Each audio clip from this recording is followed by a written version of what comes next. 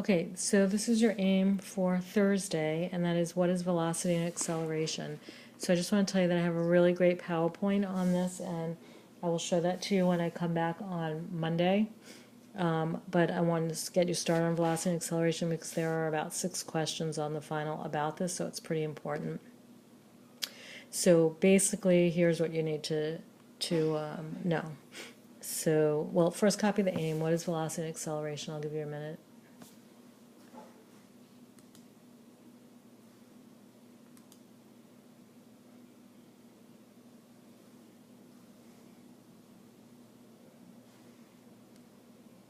Okay, so I'm going to start with velocity first. And for those of you who took physics, hopefully you can help the other people in the class if they're struggling. So what is velocity? Velocity tells us about the speed and the direction. So the best way I can explain this is with a number line. So let's pretend that you're starting here at 0, and you say that you're taking 1 step. Well, you would have to know, am I taking 1 step over to +1, or am I taking 1 step over to -1?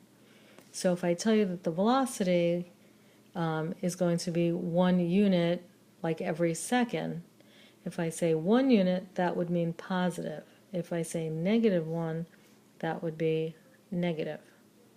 So you could think of this as a number line, or you could think of this as a function. Doesn't really matter. But if I'm over here right now, where am I after a second? If I say I traveled -5 feet every second, because it's all based on how far you're traveling on time, that would mean that I went that way to the left at 5 feet per second. So it tells you 2 things. It tells you the speed. Now, a speed could never be negative, because even if you're driving your car backwards, the speed is still always a positive number. Your card never says negative. So my speed would be 5, but my direction is to the left. Okay, and the best way is to always think of a number line, left or down, you can think of it as. Okay, so that's what velocity is. So if, let's just say, oh, so now what does velocity have to do with calculus? Okay, so if f of x equals our starting point, or you could think of it as your location, right? So you have some graph, then the derivative of that is the velocity. So for example, if f of x equals x squared, I'm going to use some easy functions, and I ask, well, what's the velocity? Then you would say f prime of x equals 2x, and this would be your velocity. And many times we will write the velocity as v of t. And so we start using t because we're talking about time. So typically you would see it as f prime of t equals 2t. Okay, so it's the same thing as x, but it's just a t. Okay, so that's velocity. Okay, so velocity is just really telling you how did you change. So it's just you started somewhere and then you had a speed and a distance. So when you're thinking of a change, you should be thinking of like rate of change and the slope or the derivative. And I think when you see the PowerPoint, it'll make things a little more, you'll understand it a little bit better. Okay, so just still on the topic of velocity. So remember, if the velocity is negative, it just means you're walking in a certain direction. So there are 2 rules. And that is when velocity is less than 0, you're moving to the left. Okay, and I'm going to refer you once again to a number line, so you're decreasing. And when the velocity is greater than 0, you're moving to the right. So if a question asked you, and usually for velocity questions, lots of times it'll just be very generic and they'll say when a particle. So if it says when is the particle moving to the right, the question really is asking when is the velocity greater than 0. Okay, so I hope we're getting that all copied. Okay, now the next thing we're going to talk about is acceleration. So the acceleration is telling you how the velocity is changing. Okay, so the acceleration is telling you about velocity. So if you're in a car and you're already moving, so let's say that your speed is 25, let's say. And then I say that the acceleration equals, I'm just making this up, equals 5. That means that it's telling me that you're speeding up. If I said that the acceleration equaled -5, that would mean that you're slowing down. So it's just telling me about my velocity. How is my velocity changing? Okay, so it's just telling me about it, and the acceleration is actually the second derivative. Okay, so let's start writing this all out. So we have, usually the starting position is written as s of t. That's your starting position. And then v of t would be the velocity. That's the first derivative. And then a of t would be the acceleration, and that's the second derivative. Okay, so the acceleration is just telling you about how the velocity is changing. Okay, so we also have something that I haven't talked about yet is what happens if something just stops. Okay, so you throw a ball up in the air and then it stops, what's going to happen? So I'm going to go to the next slide. Okay, so let's say that you're a ball that's being thrown in the air. The ball goes up, it comes up to some top point, and then it comes back down, and now that ball is just sitting on the ground and it's not moving. Okay, so this would be my s of t. This is where I threw the ball from. Let's say I threw it from the ground. Okay, so now it's traveling up. So if it's traveling up, you're thinking the numbers are getting bigger. Think of a number line. So v of t, the velocity, is going to be a positive number. And then it gets up here for a moment. We'll come back to that in a second. And then it starts coming down. So the velocity is a negative number. Okay, so remember, the velocity is telling us the direction and the speed. Now, when it gets up here to the very top, and I think you did something like that in Algebra 2, you talked about, like parabolism when it gets to the peak. Right there at that top, the velocity actually equals 0. Okay, for one very brief split second, there is no velocity. It like stops, and then it starts coming down. And that all has to do with gravity, and we don't have to worry about any of that here in calculus, but that's why that's happening. So for a very brief moment, the velocity is 0. However, the acceleration is not 0, because the acceleration is just a way to describe the velocity, and you could describe the velocity as 0. So that's why there is still an acceleration, but there's no velocity. So can the acceleration ever equal 0? Yes, right here, when the ball is just sitting on the ground. So when the ball has completely stopped and it's no longer in motion, the velocity equals 0 and the acceleration equals 0. So if you ever wanted to know when exactly did the ball turn around, stop up here at this peak and then turn around, you'd have to know when was the velocity equal to 0, but the acceleration was not equal to 0. Okay? So remember the car example that I gave you before, so I'm just going to go over here. So if, let's say, the velocity and the acceleration are both positive, then that would mean that the speed is increasing, right? So think about, just as an example, let's say my velocity is 10. I'm going 10 miles an hour.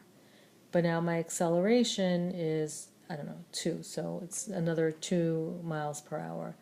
That means that my speed was increasing. Okay? But couldn't I also be going backwards? I could go actually backwards. And if I go backwards faster, it would be the same exact thing. So we have some rules about this, and let's write down these rules. Okay, so if velocity and acceleration have the same sign, meaning like they're both positive, then the speed is increasing. Okay? And if velocity and acceleration have different signs,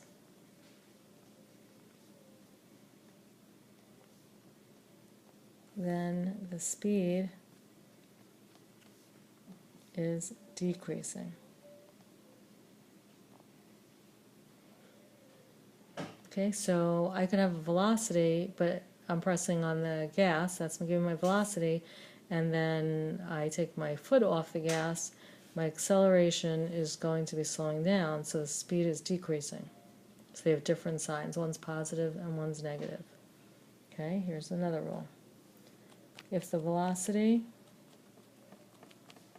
equals 0 and the acceleration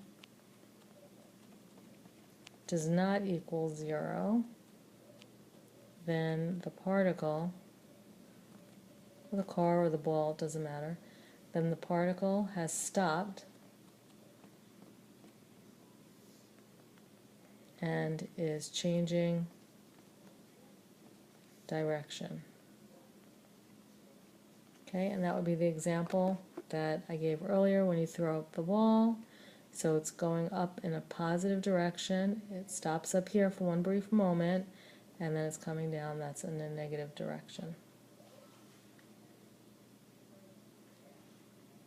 Okay, I know this is a lot to digest, and it's a lot of rules, and the more you do it, the easier it'll get.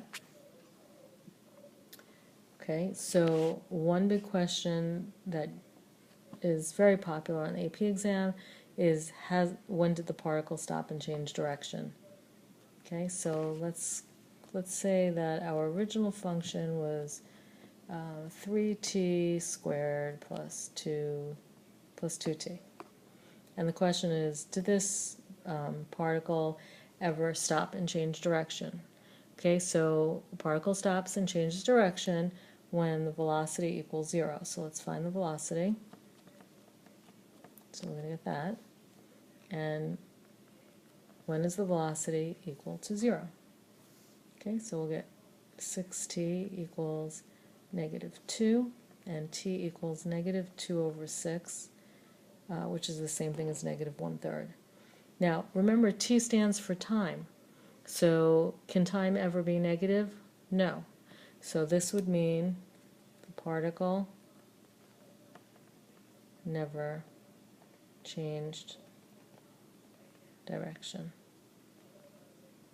Okay, because there was no time when the velocity was equal to 0. Okay, but I'm going to switch this up a little bit, and instead of a plus, I'm going to put a negative.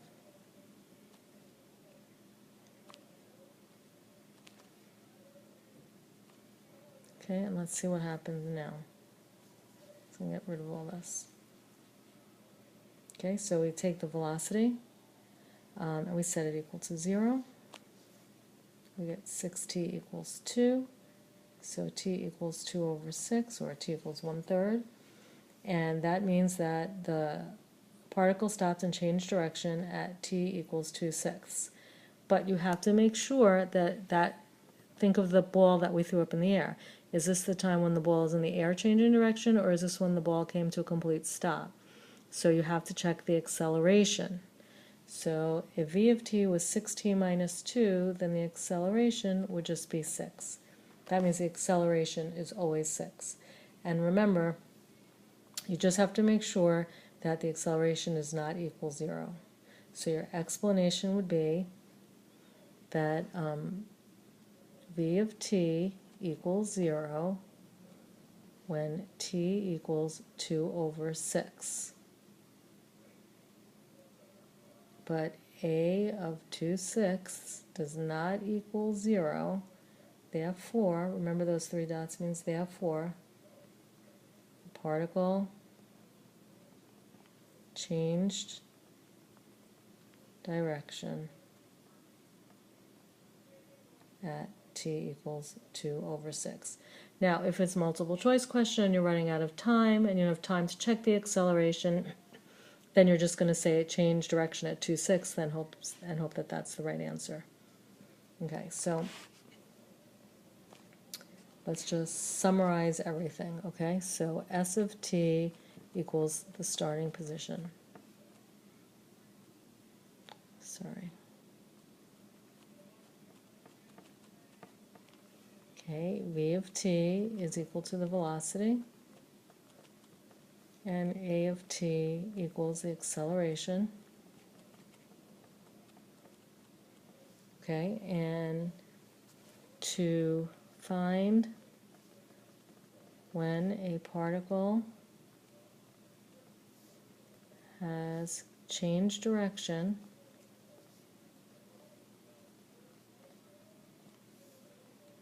set v of t equal to 0 and solve. And then make sure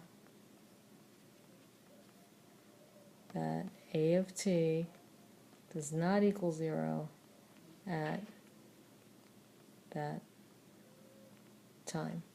Okay, so I think that's enough for today. You could definitely look this up in your review book online. I'll show you my really great PowerPoint, and JoJo is actually in that PowerPoint. And I'm going to make another video for Friday with more of this. So don't worry that you don't know everything. You'll know everything before the final. Okay, but I think that's enough for today.